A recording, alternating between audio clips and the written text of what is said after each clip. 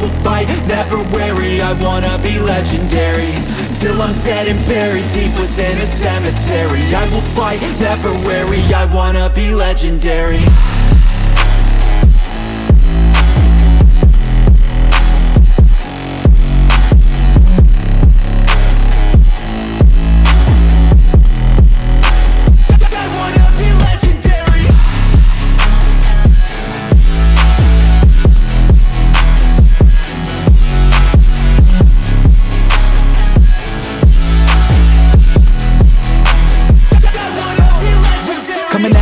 I'll be last place, that's alright, I don't work at a fast pace. I'm a steady horse creeping up, straight passing. And once I pass you, no one's getting past me. I see people here. And here we have him, Brad Pearce. How are you, mate? Good, how are you? Brad, great to see you, mate. Good. It's been a long time since that 1995 premiership. It has been a very long time. Now, I'm disappointed, can I just say from the start? Of course. Because I was looking forward to seeing Brad with his hair tied back. Yeah. You, I reckon, were the first player ever to have a man bun in footy, and years later, everyone started having one. No, the first man to have a man bun, and I was also the player that introduced leggings to footy training. Right, okay. Oh, did you? Those tight leggings, and I used to cop it. Copped it. Now everyone wears them. Now everyone wears them. But at least I wore shorts over. Yeah. But now they wear them with no shorts, and it looks like... Mate, you're a pioneer, so You're always going to cop the criticism for changing things. You see, people resist change. Yeah. Well done, mate. Thank you. It's great to see you after all this time. It's been a long time. Thank you for inviting us into your lovely home down here in Dramana. Yep. Beautiful. And you must be enjoying living down here. Oh, look, it's a different Are lifestyle. you retiring, are you? No, at such a young age? But it is a good lifestyle down here. Yeah, it is, man. Yeah, it's like a holiday every day. Yeah, it is. Yeah, we lived in Mount Martha for nearly 13 years, and that was getting too built up. Yeah. So we'll slowly move down. I think we might end up out in the Bass Strait. I like it. That's it. Going back. Where did you come from? Like when you were? I grew up in Springvale. Oh yeah. And played all my junior footy, cricket. Everything was in Springvale. Yeah. Really? It was back in the days when the Greeks, the Italians, the Croatians, the Serbians, the Turks, multicultural. Springvale's notorious for the Vietnamese. But that was when Vietnam War happened. The Vietnamese, the boat people, when they landed in Australia, there was a hostel in Westall, which is a suburb of Springvale. Yes, it is. So all the Vietnamese went to Westall, and then from there they just spread out, and the only place they spread out to was Springvale. And then they call all their family over, and that's what. Well, the Italians did that with Carlton, didn't they? Well, they did. They first come down here. I think it was the first WOG. He came down. He stayed right in the middle, Carlton. He called all his rallies over, and all of a sudden, we own Lygon. And all of a sudden, it went out to Brunswick and Coburg. That's it. So when I was young, we had some great friends, like Turkish, Italians. Still great friends now. Some Vietnamese friends. It was an interesting time. Multicultural. It was a good time to go up in the 70s and 80s. It was, definitely was. It was a good time. So you grew up there, went to school there? Went to school there. And played footy there? So what was the first club that you started with? I played Springvale Junior Football Club. Okay. Yeah. And played there nearly all my juniors, and then I gave it up for a year playing footy because I was concentrating on cricket. So you're a good cricket player? Yeah, I played a bit of cricket. Yeah. And bowler, batter? Batsman. Yeah. And bowled a few cheeky little off spins. You always got to I used to come off a 15 metre. Everyone used to take the piss out of me. I'd come off a 15 metre run up and just tweaking my legs. I go, what are you doing? A bit of shame. But you've got to have something else up your sleeve in case your batting's letting you down. No, that's right. What order did you bat? I bat number 3. Oh, that's good. Batted number 3. That's an important role, man. That's the Ricky Ponting. Yeah, it is. The Ricky Ponting. Important role. And sometimes when you're a bit loose like myself, sometimes the coach didn't agree with me being there, but Very good. So you're a multi-talented sportsman, even back then. You loved your sport. Yep. So you obviously decided to pursue football. It's a funny story because I was concentrating on cricket, made state representative side, played Dowling Shield for Melbourne District. Really? Wow. I was training at Melbourne District at the time. And then my school, Springvale High School, were playing in the Sun Shield. And they said, look, we're short, can you fill in? And we were playing at Newcomen Road Oval, which was a big ground, for young guys. It was a big where they used to play Springvale VFA grounds. So it was famous in the 80s with VFA. And they said, look, can you come down and play? And I said, yeah, all right, I'll play. So anyway, there was St Kilda scouts there. And I got the ball. The ball went in for a point to the opposition. I got it, kicked it to myself, and ran the whole field and kicked a goal. Because I was quick. But I hadn't played footy for ages. And straight away, by the end of the day, John Beveridge, the recruiting manager for St Kilda, was there with a contract. Oh, really? Yeah. Contract? Yeah, yeah. At what age were you at this stage? 16 or something? That would have been 16. Wow. Yeah, 16. And so I... just one act like that can get you a contract. Oh, but I did more, of course. Yeah, of course. But that was the thing that the scout that was there, he said as soon as he saw that, he just rang. Yeah. He rang John Beveridge. I've got someone... Yeah, so what happened there? I was there for 3 years, played with Warnie. Great man, Shane. Is that right? Yeah, it's sad time when he passed. Yeah. So started in the under-19s with Warnie. There was Warnie, Robert Harvey, Gordon Fode. There were some really good players then. There were. And of course, Hards went on that year and played. He was 16. Yeah, he debuted in '87. Yeah. And Fode. I didn't know that. Yeah. Oh, he was. I didn't even think I read that. Did I read that you even went to the Saints? I didn't realise that. Yeah. Well, you never played senior football. Never played seniors, but you'd say No, he was on the list. Yeah, he was on the list. I know. That's so I was there for 3 years. And so why do you think you never cracked it? Were you not old enough yet, or no? I was a skinny kid. Just could run. I was quick, real skinny kid, and basically hadn't played footy for a year and a half. So you started under 19s? Under 19s, played a few games under 19s, then played reserves towards the end of that year. Yep. Then the next year I played reserves, built up a bit more. Yep. And I was emergency for the ones, 6 games in a row. Really? And then we're playing out at Cardinia Park against Geelong. And it was that was so windy, that ground. Now they've got the grandstands and that there. Yeah. But I'll tell you kick one end and it'd just basically kick it. So it was like a boomerang football. It was funny, but... at half time of the game, Doc Baldock, who was the senior coach at the time, come into me in the change rooms at half time of the reserves game and said, right, you're playing ones here, you're ready now. You're playing ones next year. Halfway through the third quarter, I tore my medial ligament out for a year and a bit. So that was a bit of a setback, and being young, dumb at the time, I sort of lost my way a bit there. Yeah. And so I was there for 3 years, and I remember... pre-season, I was in the senior squad.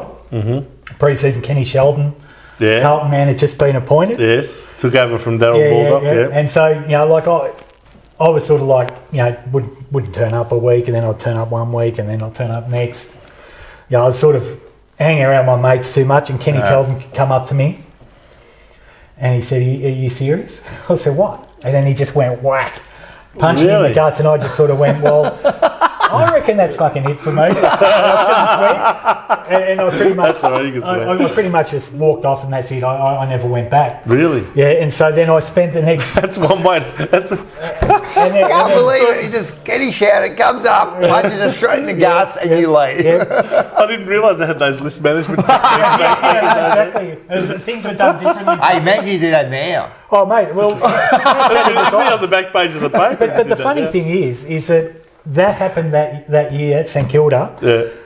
Anyway, 2 years I went back to cricket, played a bit of local footy here and there. So what are you now? What, 19, 20, 21? About 19. Yeah. So I go off, doing what you do as a teenager. Yeah. And then, my sort of mum and dad said, look, you're sort of going out with your mates too much. You got a bit of a talent. I think you focus on something. You should do something. And luckily, the football manager at St Kilda was the great Peter Hudson. Wow. Yes. Now, Bob Keddy, who played in premiership at Hawthorn with him, had just landed a job coaching South Launceston in the Tasmanian Football League. And and Bob Keddy, I don't know how accurate this is, but Bob Keddy said, have you got anyone who you think would be perfect for us? And I think Pete Hudson said, look, there's this loose kid, but he can run. He's got everything going for him. But you just got to get him on the straight and narrow. Right.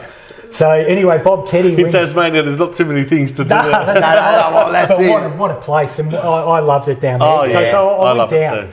and it was funny because Bob Keddy was off his head. Like we would do kamikaze courses that John Kennedy had done with Hawthorn. Really? Yeah. So you got these amateurs. Well, it was the top league. It was the TFL, and they're sort of they're butchers, they're candlestick makers. So they got their jobs, and then they're just playing footy on the weekend, right? Yeah, that's right. And Bob Keddy's got us doing these kamikaze courses, Oh, carrying logs, and it was good. Really? But it was good for me. I needed a bit of a wake up call and kick me out. So That sounds a bit like Alex Jezelenko getting the players to drag All the tyres and that. well, it all started from John track the Kennedy. tyres behind. It was all John Well, it would have Kennedy. been all that era, you know. Yep. Yeah. And so I had a year down there.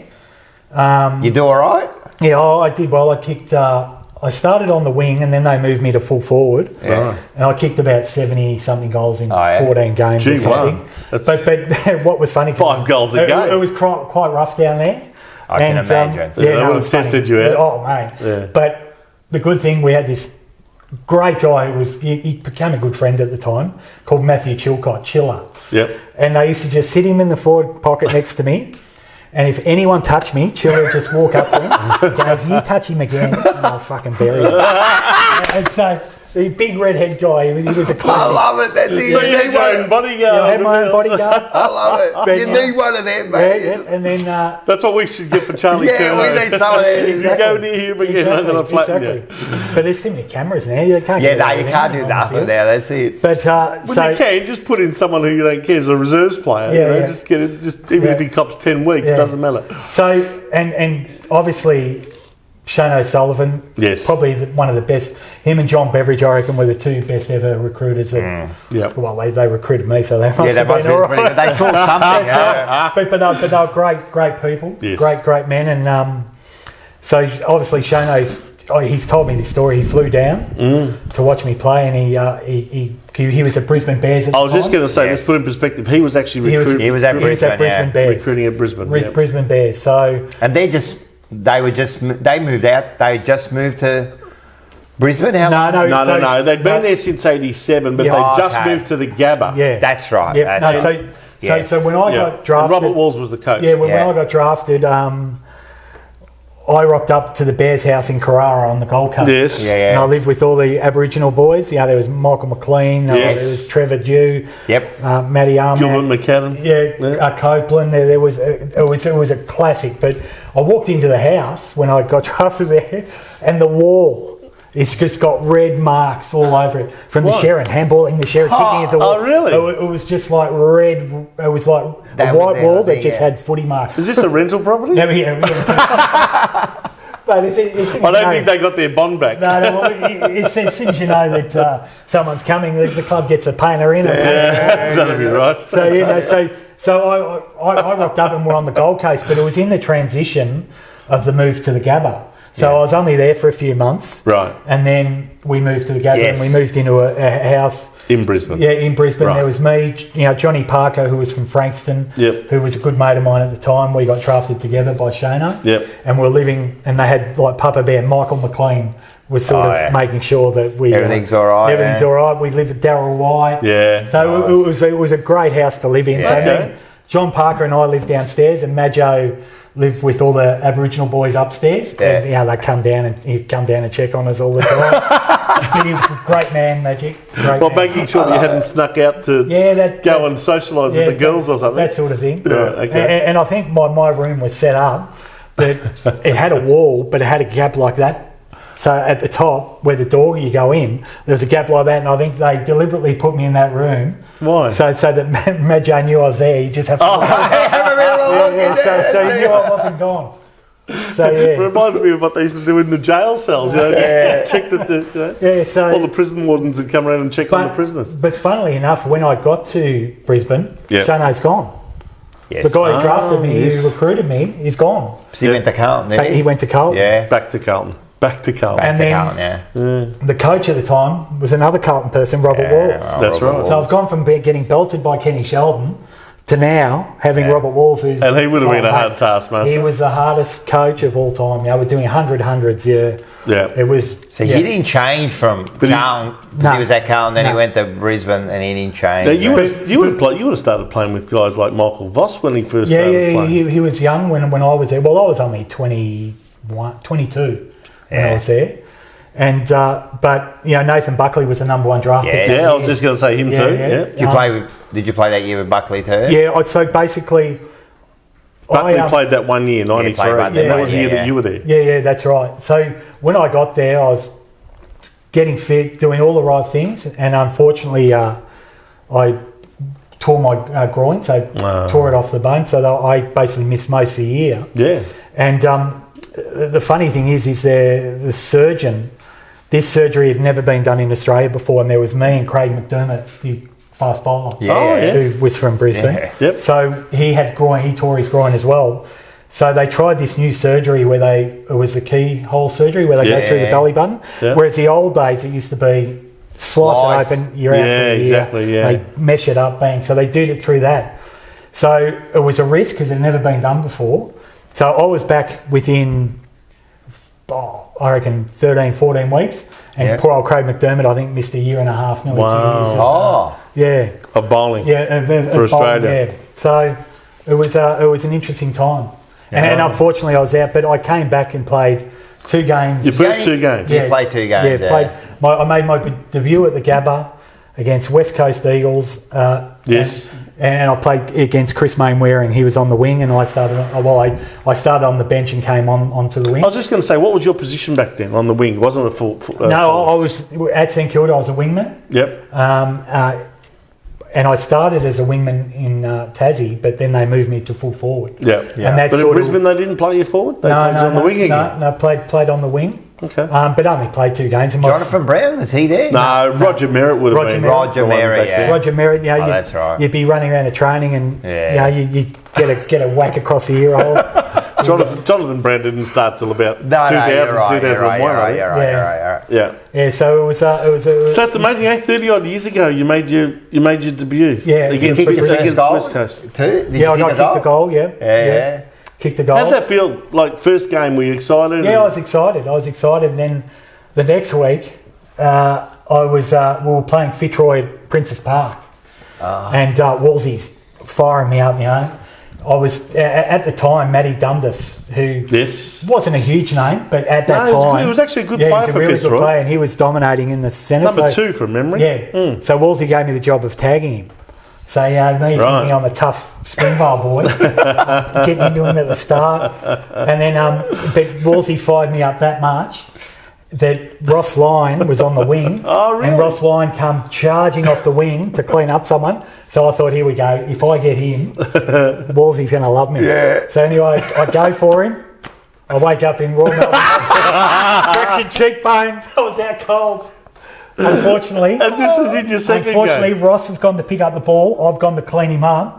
And he saw me at the last minute and whipped his head up and just got me flush right there. Oh, wow. So that was it. Welcome to AFL football. And I love how you were thinking, right, I've got to get this bloke. So could you imagine at Princess Park, Brisbane Bears versus Fitzroy, like I get knocked out at the centre bounce.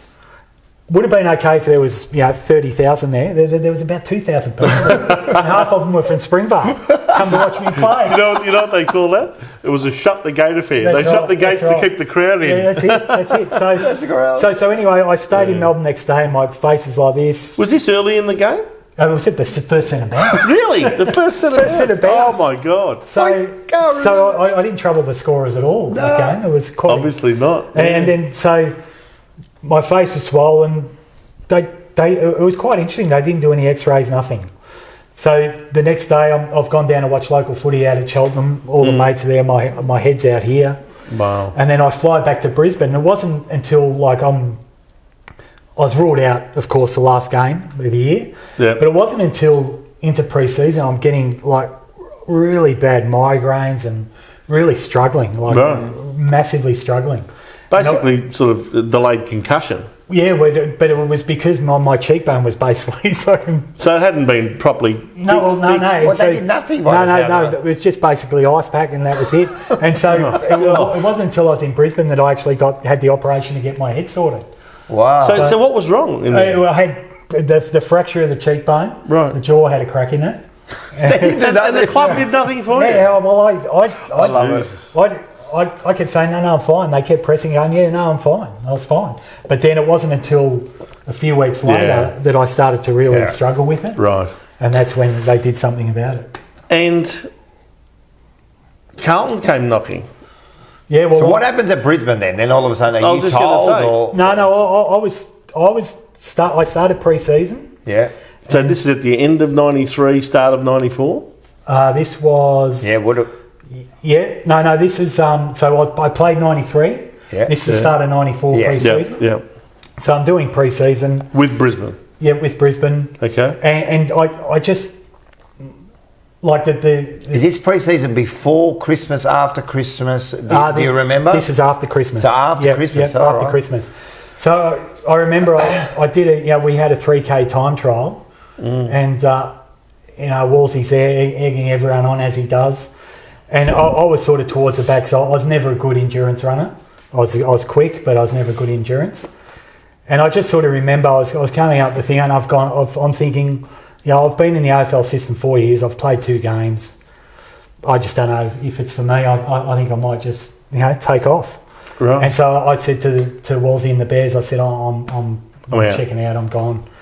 And so I took the long route home down Byron Bay. Spent a couple of weeks in Byron Bay, and then I got contemplating your future. And then went back down to Melbourne, and Mum said Shano rang. So I spoke to Shano, and he says, "Look, get your ass to training." This is before the pre-season draft. Okay. There was one training session before that draft. So at Carlton, he said, and I thought, okay, all right. Well, I'm glad to be. What have I got to lose? What have I got to lose? I'm thinking Ken Sheldon, Robert Walls, 2 Carlton people just weren't into me. So this is going to be interesting. Yeah. And I remember I rocked up and I wasn't fit. I wasn't in good shape. Right. And we had a training session over near Melbourne Zoo on one of the ovals over there. Yeah. Right. And I remember going across with the boys, and I knew a couple of the boys anyway. Ben Harrison, who I knew from playing in Tassie, and the younger boys were really good. They got around you a bit. But like when you walk into a change room and there's Sticks, Diesel, Sauce, Brattles, you name it. I knew Rats as well because I played Teal Cup Victoria with him back earlier. Yep. So I knew a few of the boys. Yep. So we trained, and obviously they took a punt. And that was in 94. I wasn't fit. I got a couple of senior games in 94. Yes, you did. Middle of the year. But when you say they took a punt, it was a pre-season draft. Yeah. And it was probably a late pick. And no one else was but it's still a punt with my background of what I'd done. But they're the sort of picks you can gamble with, because even if you lose, you're not really sort of, it's not like you're using your first round draft pick in the national draft. So I owe a lot to Shano because he's the one that noticed. He's drafted me to two clubs, and he was great for me. Yeah. So you're not the first person that's told us that. No, he's a good man. Well, you don't stay in the game for as long as he has. That's exactly right. If you're not a good bloke and you're not 100% and know your stuff, that's exactly right, mate. Yeah. And I think that there is both of those things that he looks for. Not just that you're a talented footballer, but that you've got a bit of something about you as a person that he likes. So you said you left Brisbane and you go, this isn't for me. What changes your mind then? You get to Carl and then what changes your mind? It was just Shano again. You really convinced me. He's just a good man. And did you feel like this guy believes in me, I need to give him back something? Definitely. Definitely. Okay. So so you did the session? Yeah, you did session. I was going to say Parkin is the coach. Yep. Does he talk to you? When did you meet him? He didn't really say much, but he never really spoke to me. I think he spoke to me twice in the whole time I was at Carlton for 6 seasons. Was Ken Judge there at that time? Yeah, Judgey. Because he was the reserves coach. So I reckon Parker said, look, I don't want to deal with this loose unit. Goes Judgy and Anthony Stewart, who was the new site guy at the club. Yes. I reckon every day I had those two. Like, basically. Yeah. But Judgy would take us out as young guys and would just boot balls at us. He was just sensational.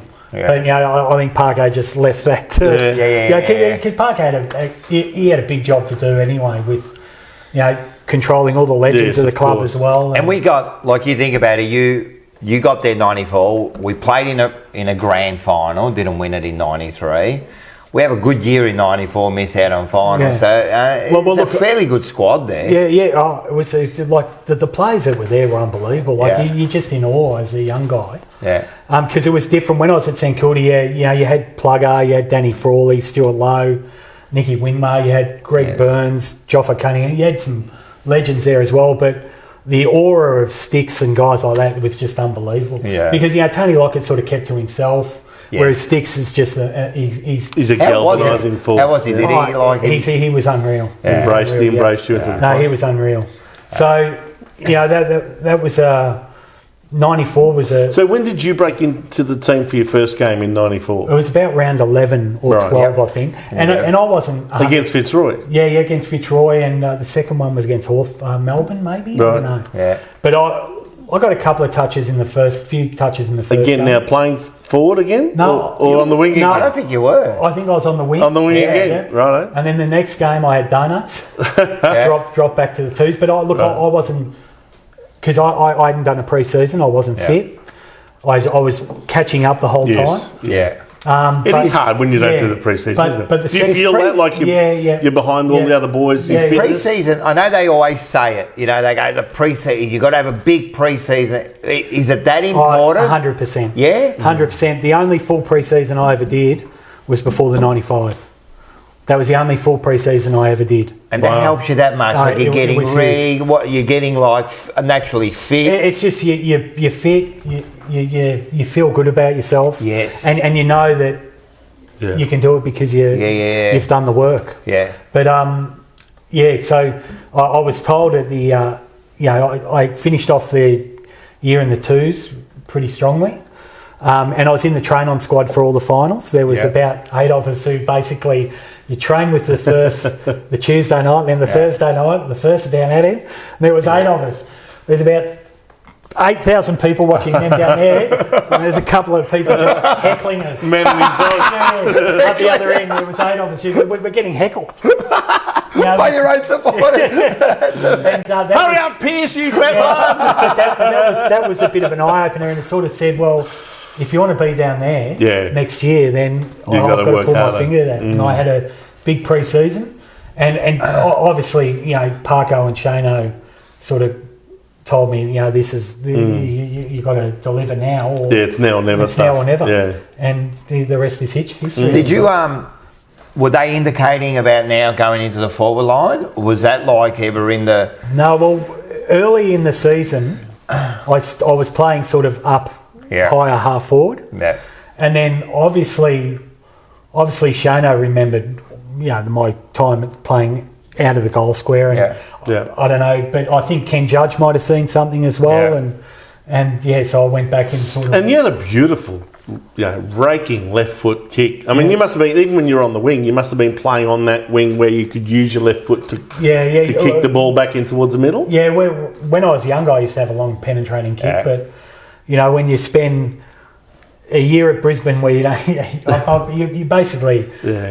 There was no reserves at Brisbane then, so I was playing for Cooperoo. You went out to the local Queensland club. suburban club. And it was like, it wasn't great. Massive drop in standard. So, you couldn't really show your skills much. So it wasn't until really... the second half of 94 in the twos, I should have started to show what I could do. So could Carlton have said to you at the end of 94, look, thanks for the year, see you later? Oh, so you didn't have a contract going into 95? No. So it was probably on the edge, basically. But, so they gave you another year. On the basis of full pre-season. Let's see how good we can make you. So I signed a year contract and good year to do it. Yeah, it was a good year. It was a good year, but it was a memorable year as well. Like that team, like with the players that we had, it pretty much coached itself. Yeah. Oh yeah, Parko's a great coach. I was going to ask you about Anthony Stewart. Yeah. You said the psych guy. Yeah. He had a fairly big influence on your coach, on Parker. Well, I'm sure he did. Because he convinced him to let go, to basically delegate and let these boys, there's a lot of leadership in your group, let them run themselves. And look, to credit to Is that Parker, how you felt that happened? Yeah, and credit to Parker, I reckon he would have sort of felt a bit funny about that. He actually said he found it hard to let go. But he would have, because he was a legendary player and coach, and the coach premiership. So it was. His nature was a controlling type person, and he had to really. But what better hands to hand it over to than Sticks as a leader? Yeah. But all the other guys that were there. There was that many of them: Bradley, Madden. Spalding, Williams, but even the back line was Peter Dean. I mean, it's just but even young guys, Fraser Brown was quite young. Brett Ratton, there was just Andrew. That next group coming it was just up. unbelievable. Cooter was coming into his own there, and then the recruits that they brought in. Yeah. Clappe, who was just hard at it, gave everything, and kicked quite a few goals that year. But the injection of Scott Camporelli, with his pace, mate. And Ricey had a good year too. He had done his knee in his first couple of years. 93. Did his knee, come back, he was big, When you think about those, those players that we brought in, just topped off the team. Even Glenn Manton coming into defence, he was a good backup he came in, for the defence. No, it was a great, look, you played, right, in one of the great teams that ever. I know you know that. I'm telling you, it was just amazing. To only lose 2 matches for the entire season. Yeah. Did you play in those 2 games? Yeah, I played in those 2 games. How did it feel to play in those 2 losses compared to the other games? Sydney, and how much did you put on the games? No. I'd never played on the SCG before in Sydney. Right. Yeah. And it's a weird little. It's not a big ground. It's quite quite boutique, isn't it? Yeah, and I sort of struggled a bit on that. I actually didn't play well at all. We that got game. we got smashed that game. Yeah, we were just. I don't know what happened. It was raining, 10 or 11 goals. Yeah, it was. And then the week after, you go up against St Kilda. Lucky you even scored a goal, man. They smashed you again. It was. But St Kilda had. All those players. They had some good players. There were some young ones coming through. They were. So they were. I keep reminding them, they reckon we lost to 2 really lowly sides. Yeah. But Sydney played the grand final in the year after, in 96, and St Kilda played in 97. Yeah, but in 95... No, but they were rubbish. No, they weren't. And was it 96? No, they just finished last and second last. Well, I remember in 95, Bron Barassi was their coach. Yes. And that was an unexpected win. Right. Yeah. But I think in 96, St Kilda won the pre-season cup. They beat us, I think. Oh, yes. From memory. Yeah. So they were definitely coming up. So they were coming up. They had a good young... Was it a good kick in the guts, those 2 losses? Oh, most definitely. Do you think the team needs that during the year just to keep them grounded? Because if you just keep winning and winning you won 7 games. You're lining yourself up to be disappointed by the last day in September if you just keep winning like that? It was a big turning point for the team. Yeah. I can't remember exactly what was said, but what was done. But I think the next game, who did we won by Hawthorn, at Princess Park, and you won by over 100 points. And Mill Hannah was on fire that game. Yeah. Well, he's another. What we did is we won the first 7. I remember 95. We won the first 7 games. Yeah. Then we lost those 2. Yeah. So that takes you to round 9. Then you got 13 more home and away games. We won all 13 of those, and then the 3 finals. Yeah. So that's 16 in a row. Yeah. But how did that feel? To go on a winning streak like that? Look, as a young player, the confidence that just kept building for me was just unbelievable. And that's what it is, building that confidence quarter by quarter, game by game. Yeah, because the first half of the year, I didn't kick many goals. I might have kicked 2 or 3 here. I wasn't 1 here, 2 there. Yeah, and I think I might have had maybe 12 goals to round 10 or something. Yeah. And then but you were still providing a good lead up forward too, weren't you? It wasn't just about kicking goals. You were a link up player. I wasn't. You know, you're kicking more goals in the second half. Is that because the team start to trust you a lot more? I think so, most definitely. Yeah, so they start looking for a little bit. Not only that, Rocco, if you remember, Sticks actually missed quite a few games in 95. Yeah. He had I think shoulder problems, and he had a couple of Diesel injuries. even missed a few games with his wrist and all that. But you were relied on quite a lot to be the key forward at that stage, especially when Kernahan was injured. And you stepped up. I had to, because it was basically I was still fighting for my position in that team. So, you had a guy called James Cook that was playing at that time, and Woosher as well, Rowan Welch. Yes, Rowan Welch.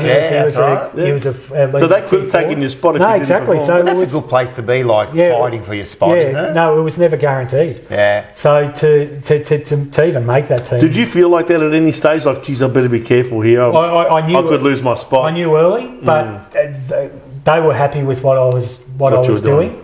So I don't think I was any chance of getting dropped, but you just know that you're only one bad game away from being dropped. And you could shit in your own backyard basically and stuff it up. So. But that's good. I mean, we speak to Ange, and he says, and he was all Australian. Yeah. He reckons he was worried about getting dropped on a weekly basis. He should never. No, I know, but he had that thought. He said he was never because the drive and run that he produced was sensational. How good was? You had a good kick for goal, but how good was his kick? Yeah, he was a big kick. Mate, you were both fantastic left foot kicks. Yeah, both left footers. Left footers have got this thing, I reckon, you got this drive. Even left foot, we were talking about cricket, I reckon left-handed batsmen. No, I was a right-handed batsman. Oh, well, you were right, but the left-handers seem to be a little bit more classy. What do you reckon? Yeah, well, it's... we can go through all sorts of left-footed kicks, whether it be Matthew Lloyd. And you had that kick, man, you had a low kind of... Yeah, and I'll tell you where I got that from. Yeah. Like I was a Hawthorn supporter growing up as a kid. Okay. And I used to watch all the old footage of Peter Hudson as well. Yes. And he used to do he used to get right down low. And I thought, well, if one of the greatest goal kickers of all time does it, I'm there. Well, it does reduce your margin for error from the the drop, doesn't it? 100%. Although, I still kicked... Tony Lockett was like that too. He used to keep it pretty low. Yeah. But in 95, I still kicked a lot. I kicked 40-something points. Yeah, I kicked a lot of points, and I blame that resin stuff that you put on the hands to take the ball. You take the mark and then you're lining up the goal and it's stuck in your hand. It's stuck in your hand. Yeah, so I'm blaming that for... So it helps to take the mark because it's sticky. Yeah. But then the ball sticks to your hand when you're trying to drop it. So I'm blaming that for the 40-odd points. Should have got the trainer over to wash your hands quickly before you hit it. I was too busy doing this in my head. And I notice you do that now. You still got that habit. Yeah, always there. Old habits never die. With the bug, man. Never die. Mate, I'll tell you what, one thing. I don't know if you were married back then. You probably weren't. No. But, boy, you were popular with the girls.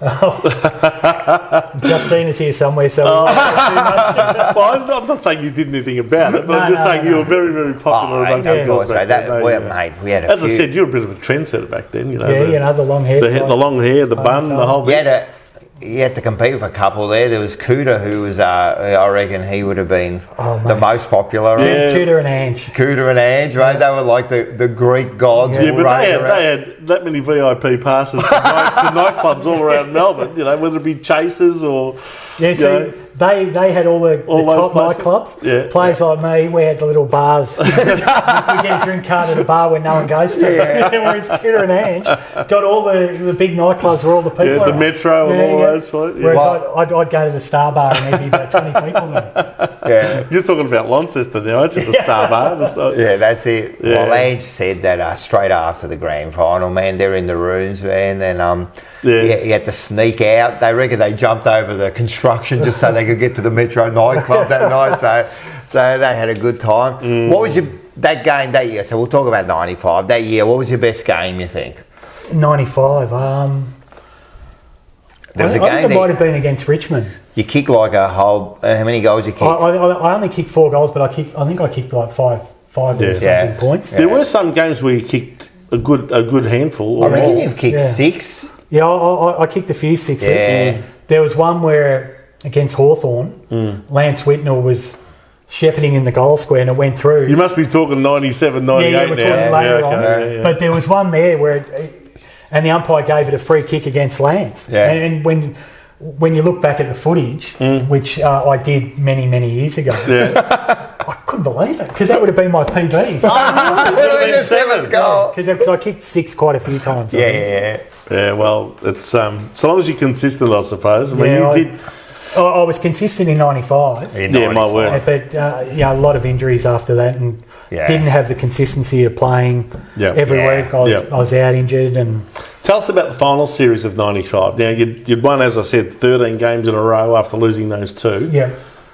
Feeling pretty confident, no doubt. Yeah, we're feeling confident. But your first final was against Brisbane. We almost got knocked off. Yeah, and it wasn't. I think it was Kuda that came to the rescue. I think he came to the rescue a few times, but I remember that game. Unbelievable Kuda. And back in those days, it was only the start of the final 8. Yeah. So you had first playing 8th, not You're like playing it is now. the worst Now side in the 8. Now it's a lot more sensible. First plays 4th and second plays 3rd. Brisbane had scraped into 8, but they had like some good young players, and good momentum. A lot of good young players coming up, so they were always going to be dangerous. And was that Roger Merritt's last game? Yes, I think? Yes, it was. Yeah, and so he might have kicked the last goal of the game if I remember correctly. I think you might be right. Yeah. So they would have been fighting hard for Roger because he was a legend. Yeah, he was a big figure at the Bears. He was. Lions. When? No. It was the Bears. It was the last year. Yeah.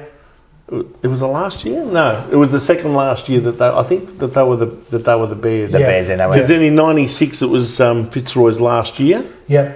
And then in '97 they became the Brisbane Lions. Yeah, that was. And of course Roger Merritt went on to coach them. Yeah. Unsuccessfully. Yeah. That was a scary final, man, because we, like as supporters, I always say supporters and we players. got spooked a bit by that. Yeah, we did. We definitely got spooked. It was another good wake-up call, though, wasn't it? It was a bit like those 2 games that we lost. That was the wake-up call without losing. That we needed in the finals. No, definitely. Yeah, and you won it. And as I said, I always believe like supporters and players.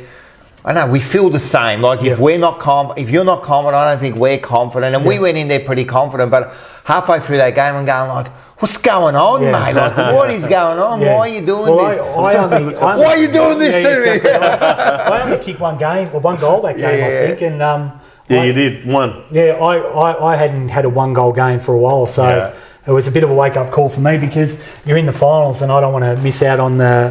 There was one game that you scored 5 goals in that year. I'm just looking it up here. It was against Hawthorn in round 10. Okay. All the others were between 1 and 4. Yeah. But you're right, you scored the 1 goal in that game, but you made up for it the next 2. Yeah, I think I kicked 4 and 4. You kicked 4 against North in the preliminary. Yeah. And that was a muddy bog hole and wet.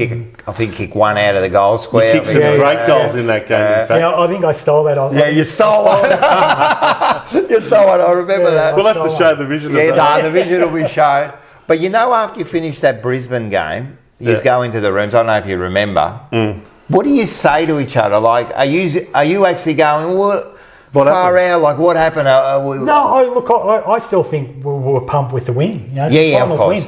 Because the boys got knocked out in straight sets the year before. Yes, they did. So for someone like me, probably the older boys, Sticks, all the great players of the club, they were probably a bit anxious and concerned about it. I never thought about that. You go out straight sets, then you almost lose that first final. I mean, the older players will start be thinking, it's not going to happen again, is it? Well, this is where playing finals is a whole new ballgame, isn't it? I mean, even though we'd had 13 wins in a row, you've made a good point there. Maybe some of those players that played in those 94 finals where we went out in straight sets, maybe they were a bit spooked that But there were young guys like us who'd never played finals. No, that's right. It was exciting. That helps, doesn't it? It helped. It so that was your first final? That was my first final. Because you never played in 94 in those finals? No, I was up the other end. Yeah. And as we said, that game that's there, right. Kuda comes in last quarter and goes, no.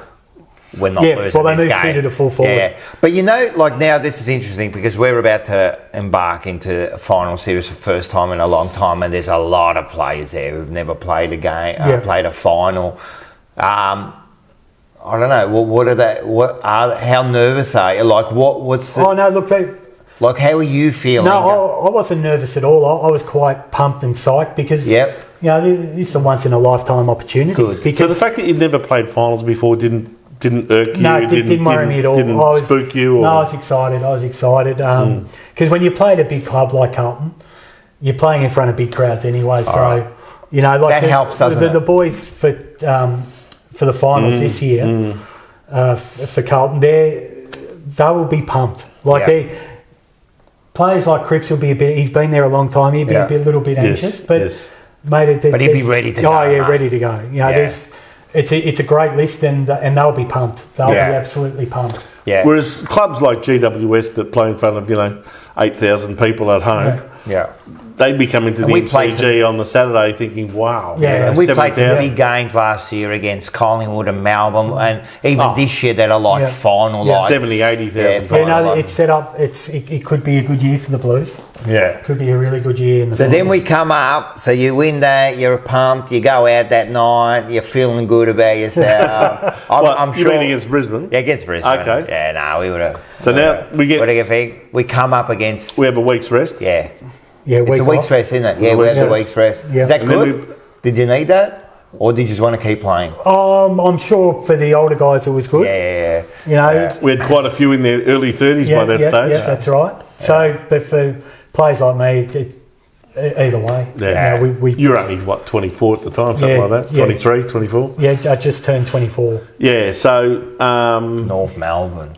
We play North. Now, they've got some pretty big guns. Carey, Stevens, Archer. Who was playing on you? McKernan. Would have been Martin, would have been Archer. No, there might have been... I always had...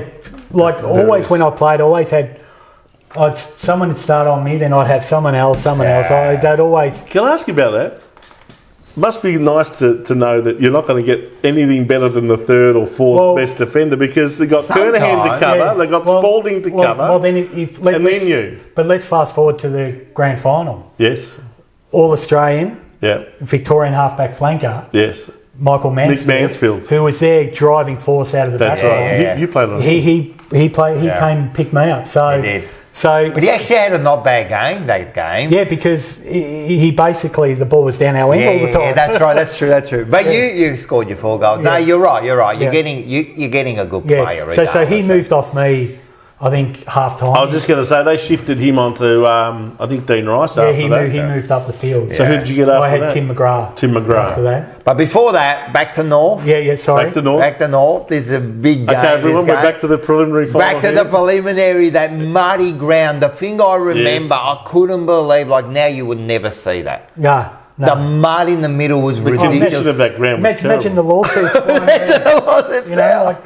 Imagine lawsuits, it'd be frightening. Yeah. And but that was the day of the old turf wicket in the middle. Yeah, that's right. Now they drop them in. And that's right. But all the local grounds that our kids play at have got the artificial grass pitches still in the middle. That's right. Some of them are covered, some have got sand. Some got sand, some have got that rubber stuff over it. Hey, when you were at St Kilda, did you, even though it was pouring rain and 2 inches of rain fell the night before, they were still watering it on a Saturday morning? Mate said that at Moorabbin? At Moorabbin, that was a bog hole.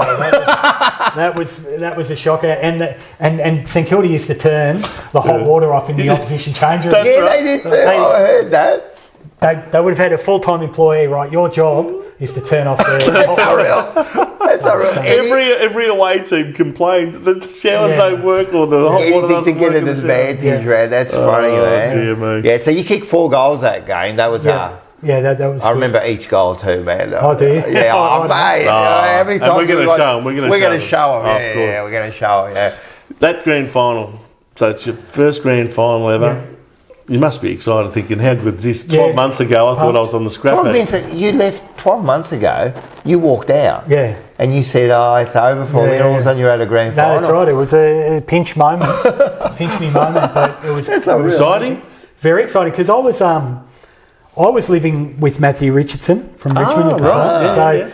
Richo, there was me, Richo, Ben Harrison. Yes. Yep. Who was former Carlton, then went to Richmond and Footscray. And Adrian Whitehead. Yep. And Richo had done his knee that year and was had a Rico. So, and poor old Richo never played a final. Very early in his career. Never played a final. That's right at that time. And so, he was just pumped for it, that I was playing in the grand final, and it was sensational. But we were that focused and pumped that I didn't even take notice of the crowd or anything until into the last quarter. Sticks has got his arm around me, goes, "Piercy, soak it in," and that's when I realised that, because we're that switched on, and that's when I sort of said, "Well, this is amazing," and that was the only time that I sort of got. Even when you was 80 points up. At what stage in the last it wasn't quarter? until I would have been Halfway through? maybe 10, 15 maybe. That's when all of you switched off because they kicked the last 5 goals of the game. Yeah. But you all did. You all just basically took it in. So it was amazing. I think you were 90 points up. Ended up winning by 61, but But I've got an amazing picture of Sticks with his arm and Diesel arms around me. And it might have been that time when he's saying, soak it up. Wow. I think it's a big chance. Well, he'd been through it before 8 years earlier. So he knew what it was like for a young bloke. You remember your first goal? At the grand final? The first goal. First quarter. I led up and Mil Hannah came on the right.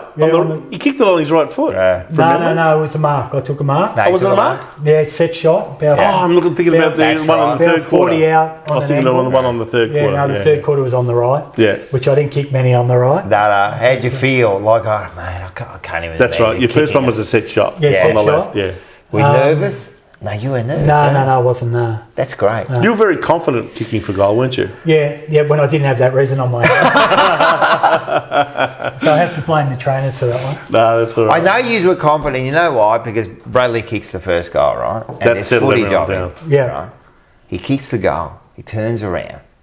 No smile. Just runs back to the middle. And I think he gave a wink to say, we're on here, mate. So you could see like the team. But that's Braddles. He was always just a calm. The consummate professional. Yeah. And it was like, let's not celebrate, just back to work. Back to work. Back to the next one. He was there way before me, and he was way there after me. How many years did he play for? 25? I'm telling you. I can tell you he played, just for our club, 17 seasons. It's unbelievable. A club record 375 games, but he played 98 games before that at Port Adelaide. Unbelievable. Like I played 3 years at St Kilda, 1 at Brisbane, 6 at Carlton, so that's 10. Yeah. And I was cooked. Absolutely cooked. So it just shows you. But you weren't quite the fitness fanatic. No, I wasn't. I really struggled at the old. Like I've been to the Carlton club now, and their setup is unbelievable. Of course. We had these Back stairs. In your day. We had these stairs like that going up to the gym. I know. Mate, I couldn't get up there. I couldn't get up there. My knees were too sore. I couldn't get up there. The old change rooms at Princess Park. That was pretty. But how good was it playing at Princess Park? Yeah, mate, loved it. Loved it. Playing in front of that Heatley stand, the social club. I reckon I kicked 90% of my goals down that end. Yeah, you did. And I'd go to sleep up the other end. It was huge that end. Yeah, no, it was great. I know it's like we'd always try to kick there to finish off the game. The thing is, if we won the toss, we'd always kick to the Lygon Street end first, so we could come home at that end. Whether we were kicking with the wind or not. Most of the times we were kicking with the wind towards Lygon Street anyway, but even though it was technically against the wind to the Heatley stand end, we kicked a lot of goals. 20% extra. Loved it. There was a bit of a protection around. The Carlton supporters are unbelievable. Yeah, like we're nothing crazy like, bunch. Yeah, nothing like it. It's just like I remember if you got in the, I think if you got the votes from the social club, was it? They'd pick the best 3 players, of the game, and you'd go up. That was with us, the Carltonians. Oh, was it? Yeah. You go up there after the game. They give you $100 for your travel, mate. It was like you're at a. I didn't quite catch that. Oh, sorry. Series. Series just come on. Yeah. But it was like you were at a Rolling Stone concert or something, and it's just chockers. Yeah. How was Big Jack? Yeah, Big Jack was funny. Funny man. He was passionate. Oh, he loved it. You know, if you were getting a kick, doing well, he loved you. He loved you. But if you weren't getting a kick, he let you know. Mate, 95 loved me. Yeah. 96, like he was sort of cooling down a bit. Yeah. But after that, he wasn't into me. But 95, he loved me. You know the brawl at halftime. Did you get involved? Yeah, I got involved. Did you? Yeah, because it was poor old, Ange. Yeah, Ange copped it by Billy Brown. Billy started on. And then I come in, and then I had Tim McGrath. Mick Manfield, and there's one other. They turned on me. I was just coming in to help. Turned on me, and then Ricey come in, and Ricey was. And we got the footage, but Ricey, the face when he was going, mate, I'm telling you, he scared the devil the way he. I think he gave a few players the opportunity to let some tension in. You know, let some nervous energy. And Ange wasn't really a brawler anyway, was he?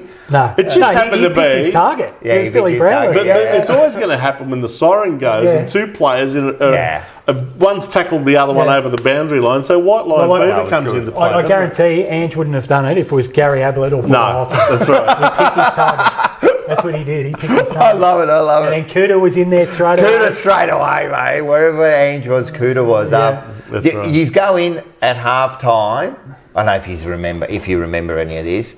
Does that pump you up, that fight, or does that like... Yeah, I think it did. But not only that, we had a dominant half. Yeah, we had a dominant lead. We were 10 goals to 3 at half time. Yeah. And it was almost game over. It was 40 points. Yeah. Did you feel like we've got their measure already? Look, I personally did. I just wanted to get back out there and play again. But you were confident, huh? Yeah, I love it. Knowing that I had the full pre-season, and they put their faith in me to play. Yeah. And look, Ken Judge, I'll say it again, rest in peace, Kenny. Him and Anthony Stewart were fantastic for me. Yeah. The way they sort of nurtured me, and because they obviously saw I had some ability. Yeah. And Judgy was sort of a similar player, you know, this sort of half forward. Yeah, he was, you know, sort of goal kicker. Yep. So I owe a lot to those guys, definitely. Yeah. How did Anthony Stewart help you, being the psych that he is? Well, just I'd never experienced anything like that before. But what did he do? Like, what does he say to you? Telling me how good I was. That's it. Giving me hugs. That's it. so it's really a nurturing definitely. Giving you confidence and self-belief. That's and you know, getting us to set goals. As a junior kid, like I was top in my sporting stuff, like cricket, everything I did. And so, but I'd never set any goals of what I wanted to do. I just, just went along with the flow. So it wasn't until he come along and set goals for me that I actually started to strive for things. to do it. So he was great. That's interesting, and the goals, like we actually put out a video for our show this week about, and it was a Denzel Washington speech where he goes, you got to have dreams, but if you haven't got goals, those dreams are just dreams. You've got to be setting goals. You know, as you get older, you look back and you go, well, geez, why didn't I do it like that? I know. You know, I would have played 250 games if I had have. Well, what's my favourite saying? What's that? What's my favourite saying? We're all generals after the battle. When we look back, we all go, oh, why did I do that? I know well, you're a dad now, and you've got a son and a daughter. You can now help them in that regard. But you sort of watch and you have to bite your lip a bit. You do, because you know, I was probably the loosest kid going around when I was young. So but that gives you the most experience. And so I can't. So I just don't. I give them advice here and there, but I don't overdo it. Yeah. Because it's kid sport these days. It's out there. I tell you. Yeah, that's true. Well, there was a lot of players I remember, probably in your era, that had a lot of talent that wasn't necessarily brought to the fore. Like I remember players like Alan Jakovic. Yeah. Remember him? Yeah. He played for Melbourne. I think he eventually went to the Bulldogs as well, but. He had so much talent, didn't he? But geez, for some reason he turned it on. He turned it on when he was a real. He was. I'm telling you, he fabulous was good. He was unbelievable. Yeah. But do you know what I mean? But never really played in any successful teams or reached any great heights. Adrian McAdam. He kicked. He was another one. Nearly 80 goals one year, and that was it. Yeah. So there's been a few players like me and them that come and go. But then you also need a bit of luck, a lot of luck. Like you think about it, Shane, it's not to get you back to Carlton, you know, they find a position for you. Yeah. It's a really, really good side around you, you know. Look, I just think Shano thought that I could add pace to the list. And they did. And I just think he thought that I had untapped talent that hadn't been tapped into yet. Yeah. And he was right. Yeah, he was right. Absolutely right. And you had Sticks and Spalding. The right environment. Yeah, it was and that's perfect. all it took. Yeah. That's all it took was the right environment. Yeah, that's to get you forward. Yeah. Does that, that experience of 95 and then winning, being a star, and that helps you then for the rest of your life? Like, is these good life lessons for you? Yeah, definitely. And that 95 year was the only year I did a full pre-season. Yeah. And so if you look at the rest of my career at Carlton, the next 4 years, injury interrupted. Because of injuries, but shades of very good and shades of very ordinary. And that came down to body, mind, But it's, as you said about the pre-season, that's all about planning and preparation, isn't it? You're planning and preparing your body for basically achieving the ultimate. Yeah. And if you don't have that before the season starts, it's pretty hard, isn't it? Yeah, it is. And so 96, I had not a full pre-season, but close to.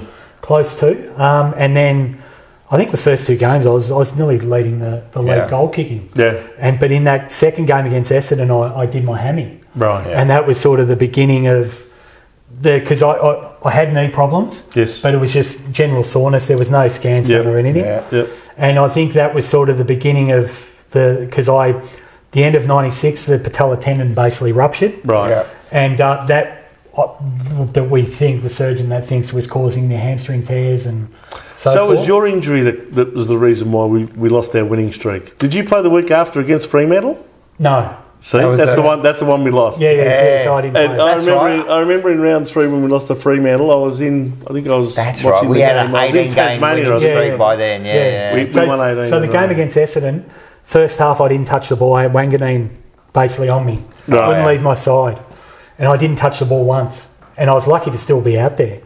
And then in the 15 minutes in the third quarter, I kicked 4. Bang, bang, bang. Right. Took the game away from Essendon. Yeah. And then in the last quarter, I felt the hammy. Yes. And then that was the beginning of just in and out of the team for a lot of the year. I think I might have played 14, 15 games. We still had a good year. We still finished in that top 4 or 5. But I mean, the final series we were out of it completely. We got smashed in 2 games. I was out. I had surgery. I think it was West Coast first. They smashed us in Perth, and then we went to Brisbane and got smashed by even more. So very disappointing way to finish 96. But I do think we had a few sort of injuries around that time as well, which didn't help.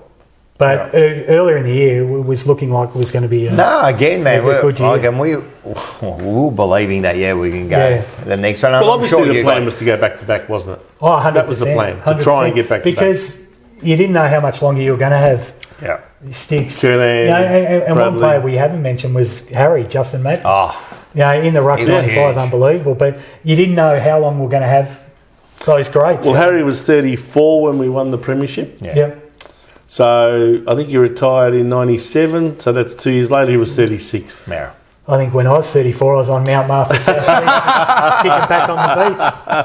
So it's amazing the longevity of some of those guys. I was just looking here. You played 12 games only in 96, 14 in 97. How many did you play? Sorry, I beg your pardon. You played 15 in 96.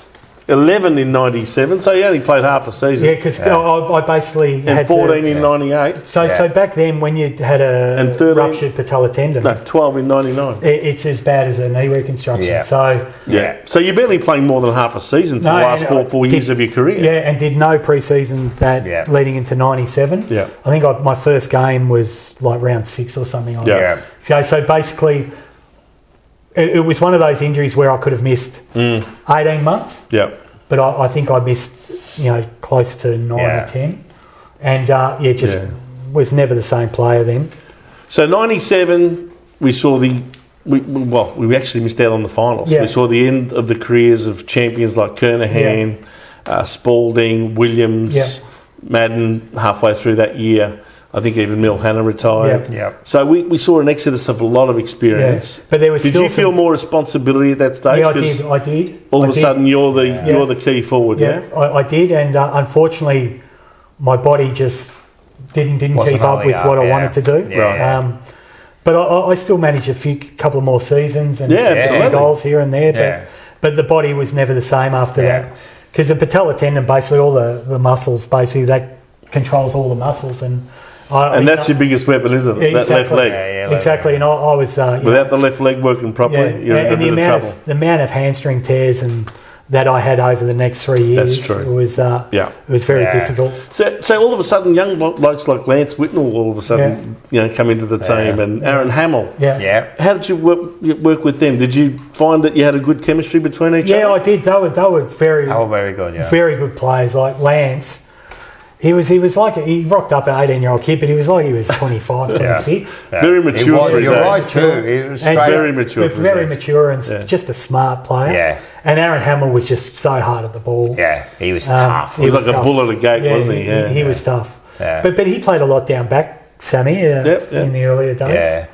Yeah. So it was more you and Lance at the start? Yeah, it was a lot of that. And then when Simon Beaumont would be down there a bit as well. He kicked 8.5. Yeah, I remember it. I was out injured. It's Collingwood, Hey, Bowie, settle down, mate. I'll never get back in. You know in that game, I love it.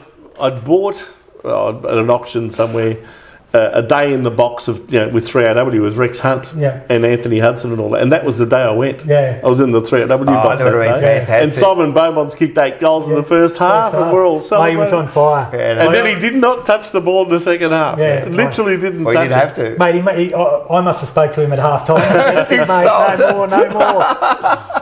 No, but he's a good mate of mine, Bowie. I still catch up occasionally with him. He's a good man. In '98, we missed out on finals again. Yep. After having had a really bad start to the year, but we got better towards the end of that year. Did you feel like things were moving in the right direction? Is that why in '99 we went as far as we did? Oh, I think so. Yeah, and '98 was shaping to be one of my best years. Yep. I'd finally got over the op. Yep. And because you're not old. I mean, you're only, 26, 27 at that stage? 27, I think, 27. Yeah.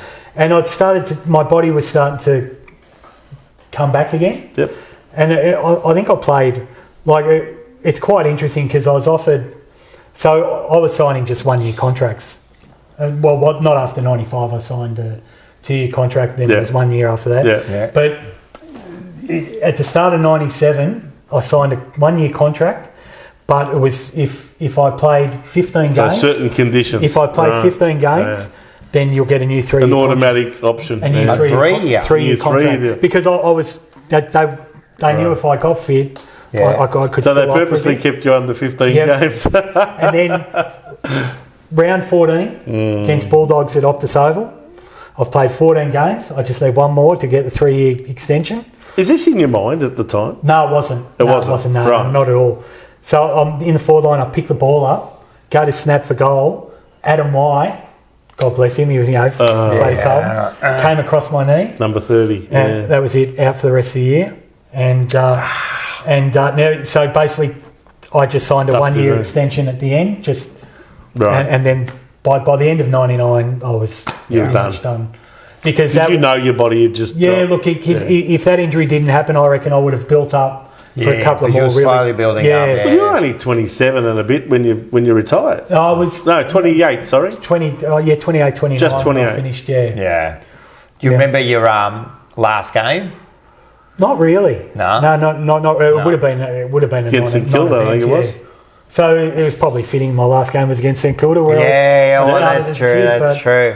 Yeah, no, it was... But it's disappointing. Like 99 was such a tumultuous year in some respects. It was a fantastic. We weren't regarded as a top line team. In fact, I think even David Parkin in that year came out and said we're a B grade team. Yeah. But we made the finals.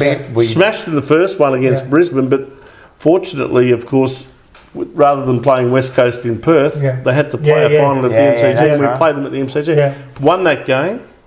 Then played the preliminary. Now, you would have had to watch that. Oh, yeah, watched it in the stands. It was unbelievable. Yeah. Unbelievable. I remember going into the rooms after the game. Yeah. And I probably shouldn't have, but I jumped in there singing the song with the boys because I was that pumped. I think everyone was pumped. And that was pretty much the grand final. That's it. Were you there before the game in the rooms to hear any of the... Not in the... No, but in the rooms with everyone, but not in the... the main team meeting already. No. So did you hear the president talk to them at all? No. That would have been pumped, man. Before and after, we were pumped, man. That was one of the biggest. As you say, people talk about it as the greatest non-grand final game ever. Well, I think the grand final, the boys played at the game before. I think. Well, they said, but McKay could have done with you that day on the grand final day. I mean, Andrew McKay said that to me. He reckons if I'd have played, we would have been half. Yeah, it would have been half a chance. But I don't know. My body wasn't great. But even Justin Murphy was kicking a lot of goals for us at that stage. He went down with a knee injury. Yeah. And we were cooked at that stage, I think. But that was the end of your career in '99. So you spent half a dozen really good years at the Blues. Yeah, it was good times. And, 95, never forget. I was just going to say, but the great people you played with, I'll never forget. Like Diesel and Sticks were fantastic. When I was living with Richo, Diesel's wife Mary used to bring her pots of cooking, and she stopped when she came to pick up the pots a couple of months later, and they're in the backyard with things growing out of them. You weren't even watching it. So we're great people. I hope those things that were growing out of them weren't green and. No, it was like mouldy flour. It was just we were just young and dumb and. Well, they always say it, and I mean, I've played in teams and that. It's about that, that friends you make and relationships. I was going to quickly ask, like after the '95 grand final, what did you do? Was there? Well, we had that function. We did at the Carlton Crest, which is across the road from the Albert Park Lake. Yeah, no, that was big, but I think we were all pretty. But then back to the club. Yeah. In the bus, I think. What about the week after that? Like the leading up? I just think we all you can't remember, can you? Can't remember much, but it was good fun. Would have been fun. It was good fun. It's important to celebrate, though, isn't it? It is. Because if you don't celebrate it, I mean, what are we doing? What are you doing it for? Well, too many teams don't celebrate enough. I don't think. Well, it used to be big back in those days, didn't it? Like the Dominator, Jimmy Buckley, and all those guys back in there. They were next level, weren't they? But it's completely different game now than what it was then. Yeah. I'll tell you one thing about John Elliott. He was a very clever man. Do you remember what he did on that night at the Carlton Crest Hotel? Yeah, he... Right, everyone, we're going to raise some money for their end-of-season trip. Remember that? Yeah. Right. 100%. Pratt, you're in for 50 grand. and I'll tell you a funny story from that trip. He raised about $250,000 like that. So anyway, we're in LA, but we go down to Santa Monica. Yes. We had the famous Santa Monica beer. Yes. There's a famous street called the Third Promenade, and we're looking for somewhere to go and have a beer. We're walking past, and we see this sports bar. We look in, and I'm lining up for goal. It's in Santa Monica, so we've just gone in, and people are looking at us going, "Oh my God, that's you!" So it was quite funny. That's great. It was quite funny. And then another story was. Some of us went on to Chicago later on. Yes. Fraser Brown, Matty Allen, quite a few of us. Yeah. And we went to the Chicago, what was their ice hockey team called? Maybe the Blackhawks, I think, I'm not sure. But they were playing Toronto Maple Leafs. Now you guys think Carlton supporters, you guys are bloody mad. Right? You've seen nothing like this. Really? We're watching the game. The puck goes flying over the glass, hits a guy in the crowd, in the head. He hits the ground, blood pissing everywhere. No one's running to him. They're all diving. There was to get the puck. Diving to get the puck. They're going ballistic. Everyone's going nuts, and this guy's nearly out cold, pissing out blood. Really? So when you Carlton supporters are mad, but they were. Yeah, I can imagine how mad. Unbelievable. Yeah, mate, that's a sport. So you had a big end of season trip in the US, trip, Las Vegas, New Orleans. Anywhere in Texas? Good times. Yeah. No, we didn't go to Texas. No. Florida. No, I've been to Florida with family, right? But never went on a footy trip there. Wow! So now you're, of course, owning your own business. Down here. Yep. Cleaning business. Got a cleaning business down here. Have had for a long time now. Fantastic. So you're married to the lovely Justina. Yeah, Justina. I've got 2 kids. Yes. What do they play footy? Harry is 11 and Phoebe 16. Both play footy. Right. Both do athletics. And we can't get them under the father-son rule. No, unfortunately, you can for Phoebe. The daughter just has to play one game. The father plays one game. Oh, really? Oh, is that how it works? That's how it works. So we might be getting. So we might get Phoebe as an AFLW. We've got to work something out for the. What's their names? So Phoebe's 16 and Harry's 11. Harry Pearce. Harry Pearce. I like it. We've got a H. We're going to have to put number 19 on his back. Both very quick too. Both very quick. Does he kick as well as his dad used to? He's a lot better than what I was. Really? Yeah, he's a lot better than we might have to do what they did here, just keep you under wraps. Put him in cotton wool. And then we kind of get him late in the draft. I reckon that's what we're going to do. No, because according to every parent, your kid's going to play NBA, going to play AFL, they're going to represent Australia at the Olympics. So we're not going to over-talk it here. Yeah, that's it. Because everyone thinks their kids are stars. Of course they do. Yeah. I'll tell you one thing. I'm not surprised that you finished up your career in 99. Because guess what player number you were? Oh, yeah. Do you remember? No. You don't remember? No. You never got a badge with your player number on it? No. 999. Oh, really? Yeah, Oh, and guess who was after you? We've interviewed him already. Yeah, we already interviewed him. Matty Allen. Oh, Big Agate. Yeah, Big Agate. Yeah. He was So player number 1,000. Yeah, was All he? you needed was one other player to debut before you, and Yeah. you would have been the magic No, 1,000. Yeah, no, that's funny. So what did Matty Allen get, a new car or something? Oh, no. In fact, he told us a story that he went to a function with that pin, with the 1,000, and by the end of the function, someone had pinched it off him. So someone's it's on eBay. He might now. have lost it. God, who he was knows? a funny man, Matty Allen. Yeah, funny Man, Yeah. man, good ruckman too, man. Yeah, like, he he was could good. run and run. He came, after Harry. Who were your best mates when you played with Carlton? With Carlton, like Matty Allen, Yeah. Adrian Whitehead. Yeah. We're all good mates. We're all good mates. He was another one that played well in the 95 grand final. yeah, well, wasn't look, he? Whitey was a great player. I mean, he was one of those He- young players that, and he kicked the last goal for yeah, us. That but his body again, yeah. He He's, didn't break his neck. No, he's 40. No, yeah, was it his foot? Was he? Didn't Adrian Wright once? I'm sure he. I thought he might have even taken legal action at one stage because of that injury. because of the foot. Yeah, I could be wrong, but I don't know. No. But anyway. Must have been all after good all He that. players. wouldn't be the first player, and he won't be the last. But Yeah. anyway, yeah. So you had good mates with them. Yeah, had a lot of good mates like Simon. We still see Simon Beaumont Yep, and their family quite a Bowie, bit. yeah. Yeah, so still, And do you get together for reunions? Like, I haven't. Haven't you been to one? The last time. well, 2020, of course, with COVID, Yeah, that would have been the 25th anniversary Yeah, there of was the no 95. there was no- had but to the one cancel before it. that, I think we were in Hawaii at the time, so I couldn't. Right. go. Yeah. So 2 more years and it'll be the 30th. Can you Yeah. believe it'll be the 30th? yeah, well, anniversary? there's guys there that I haven't seen Yeah. Since then? since '99. Wow. When I finished at Carlton, so there's guys I haven't seen for that long. All right, so quickly, because we Yes. can talk all day, man. Yeah, we and, can. mate, I'm telling you, the people love Brad Pearce, I'm telling you now. Yeah. So this is going to be huge, this interview. But the team now, what do you reckon? We're on the eve of the finals. Yes. What do you reckon? Can they do it from fifth? Oh, I hope so. No, I know, Mate, Charlie, I know, we hope Charlie so. Curnow is just unbelievable. good is he? Like, unbelievable. He's a great Yeah. talent, isn't Yeah, but we were down at the club earlier in the year. Phoebe did some training Yes. with the academy and so forth, Mm-hmm. and we were lucky enough to meet Sam Walsh. Was there doing it, Oh, because yeah. everyone's off on there. Yeah. He was there doing extra work, and he was just the loveliest young guy. Mate. So I'd love to see. That's the perfect, yeah. like a bloke, and a Yeah, perfect yeah. son you can have. He I'd- just looks like he's just Yeah. so... I'd Butter wouldn't melt love in his to mouth. see a nice guy like him get the reward Yes. that I got from Yeah. playing in the premiership, but also Cripps and Cripps all the is other a- boys who of have course. done the hard Doherty, yards. you know what I mean? Those kind of Yeah. plays. And then you got the young kids Yeah. who are really like... Yeah. And they It deserve feels like we've got a good nucleus and a good mix Yeah. between our more Yeah. experienced players and now some of these up and coming players. Yeah. Looks like we could really do something. And If not go the whole way this year, certainly in the next year or Yeah, two. yeah. So coming into... so this will come on Tuesday. So we've already beaten the Swans, right? Yeah. We've already beaten the I hope Swans. you're right, Rocco. I hope you're right. And we're about to play the filth in Collingwood, right? I hope you're right about that too. So if we beat the Swans, if we beat the Swans, we play the loser of Collingwood versus Melbourne. No, it's already happened. Collingwood got spunked. Carlton won. They were about to play Collingwood, I right? hope history's on the right side here. imagine that. That'd be massive. Wouldn't it be big? And wouldn't it be great? You know if what we knocked else? them You off? know what else could happen?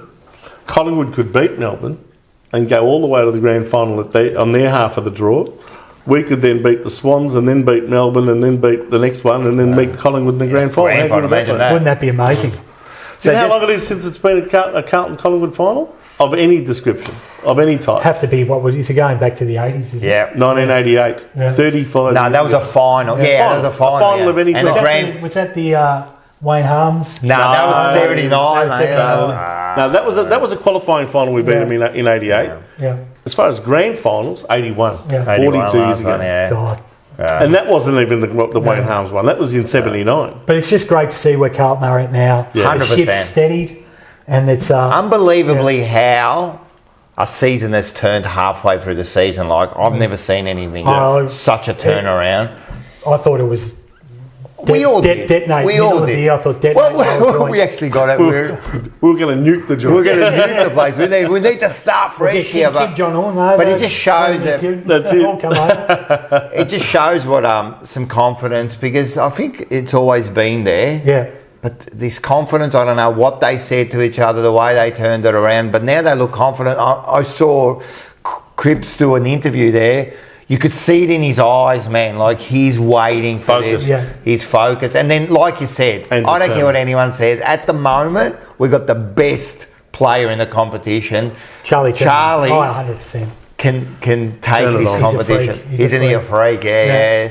And there hasn't been exciting big forwards like him for a while. Yeah. And ever since a guy called Brad Pearce came out. Mate, I'm probably that much shorter than him. Oh, yeah. But I remember after I finished, I was involved heavily in the music industry for 15 years. So I basically didn't watch footy for about 10 years, I reckon. Wow. And it wasn't until Harry was born. Right. And he loves it. He's just obsessed. He watches every game. Yep. He's got a Nick Dacos poster in there. Listen, we don't have to talk about that. I know, but he just loves it. Yeah. But it wasn't until he was born and he was about 2, he's obsessed. Yeah. And that's when I started. That gets you get back into it, doesn't it? Yeah, and you love it, and you love it again. And now you're watching him play. Yeah. Which is great. Watching him play. And then Shane got me involved again this year to come down to the club, and it's good. I was just going to say, you get back to the club for some functions. I've only been once, but I'm doing something before the first final against Sydney. Oh, great! Looking forward to that. That already happened. We already beat Sydney. Yeah.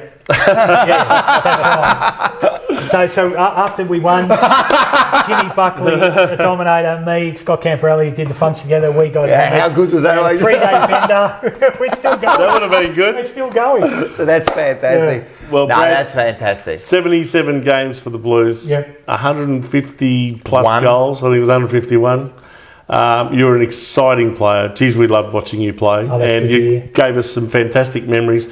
And the best part of it was in '95, the premiership year, when you played your best footy. Because if we didn't win the premiership, no one will remember me. So it's a great thing. It's not just that. But you brought a lot of pleasure to a lot of people. No, but he's right in a way. Not that no one remembers you, but being a premiership player, you will always remember. You'll have that forever. Yeah, that's exactly right, man. You're always exactly right. Well, mate, thanks again Good to see you. for allowing us to come over and interview you. Thanks, buddy, mate. It's been a pleasure. It's been fantastic, mate. And we always end off our interviews by giving the boys a big cheer. 3, 2, 1, ready to say go Blues? Go Blues! Go Blues! Go to the mighty Blues! Dead and buried deep within a cemetery. I will fight, never wary. I wanna be legendary. Till I'm dead and buried deep within a cemetery. I will fight, never wary. I wanna be legendary.